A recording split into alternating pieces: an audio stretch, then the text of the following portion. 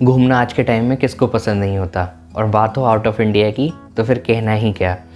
लेकिन out of India जाने के लिए ज़रूरत होती है पासपोर्ट की। क्या आप जानते हैं कि किसी देश के पासपोर्ट की क्या वैल्यू होती है और उस पे लगे हुए वीज़ा के स्टैम्प की क्या वैल्यू होती है? यूएस वीज़ा इतना इम्पोर्टेंट क्यों होता है और इंडियन पासपोर्ट कहाँ स्टैंड करता है? आज की इस वीडियो में ये सब जानते हैं। हेलो फ्रेंड्स, मैं हूँ मनीष और लिमिटलेस इन्फॉर्मेशन में आपका स्वागत है।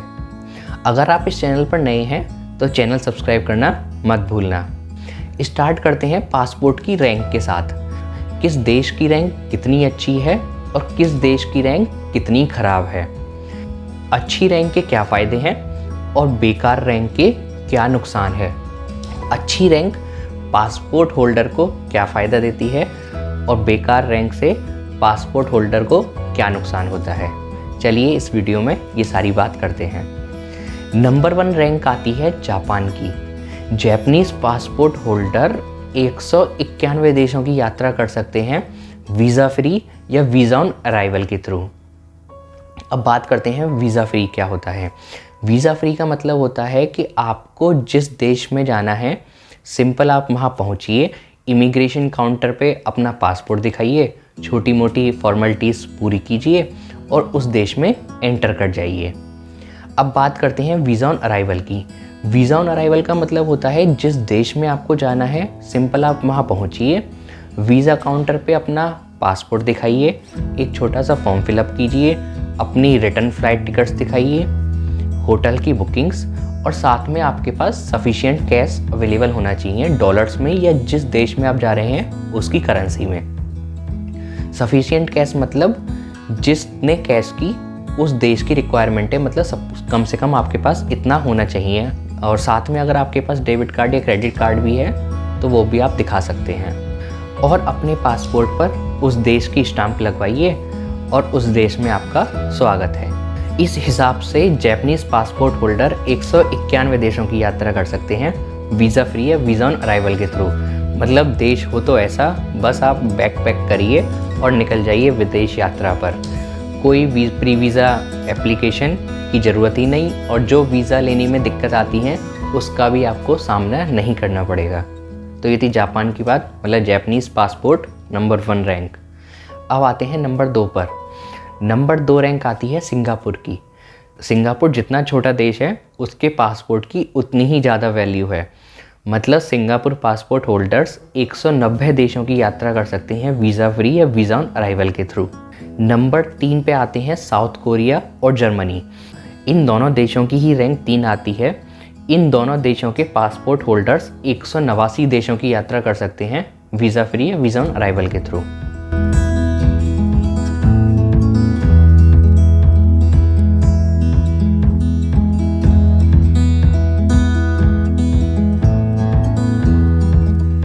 अब बात करते हैं इंडियन पासपोर्ट की।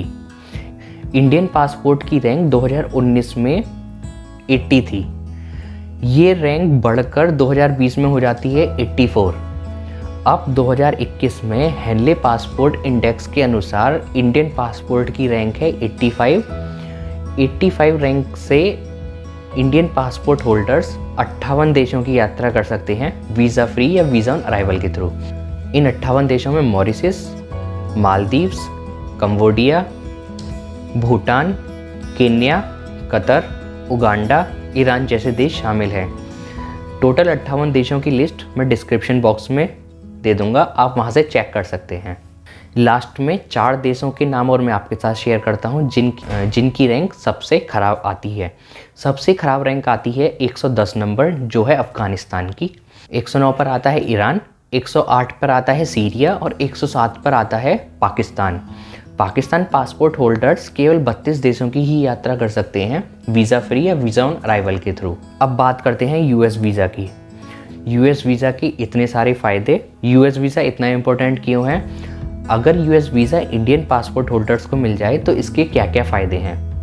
यूएस वीज़ा V1 B2 मिलना जितना ही मुश्किल है, उसके फ़ायदे उतने ही ज़्यादा हैं।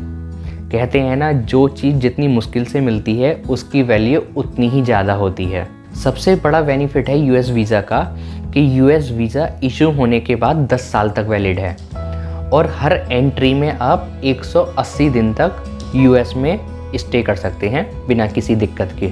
अगले यूएस वीज़ा के फ़ायदे की बात करते हैं। अगर आपके पास यूएस वीज़ा है तो सिंगापुर से आप फ्री ट्रांजिट कर सकते हैं, मतलब आपको कोई वीज़ा लेने की ज़रूरत नहीं है सिंगापुर की।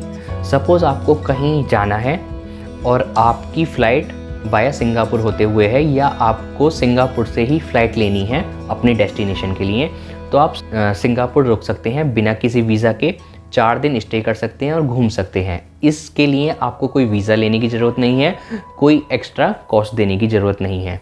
Free transit facility Singapore provide करता है अगर आपके पास यूएस वीज़ा है। इससे अगले बेनिफिट पर आते हैं। अगर आपके पास यूएस वीज़ा है तो आप दुबई भी वीज़ा ऑन अराइवल के थ्रू जा सकते हैं, आपको कोई प्री वीज़ा लेने की ज़रूरत नहीं है और 2 हफ्ते तक स्टे कर सकते हैं। ऐसे ही काफ़ी सारे देश हैं जो यूएस वीज़ा पर काफ़ी सारे बेनिफिट्स देते हैं। कुछ यूरोप के देश भी हैं जैसे कि सर्बिया। अगर आप सर्बिया जाते हैं तो अपनी स्टे ऑफ ड्यूरेशन बढ़ा सकते हैं बिना किसी कॉस्ट के, अगर आपके पास यूएस वीज़ा है तो। ये थी कुछ पासपोर्ट से रिलेटेड और यूएस वीज़ा से रिलेटेड इन्फॉर्मेशन। ये इन्फॉर्मेशन आपको कैसी लगी? क्या ये इन्फॉर्मेशन आपको पहले से पता थी? अगर नहीं तो कमेंट सेक्शन में ज़रूर बताइए।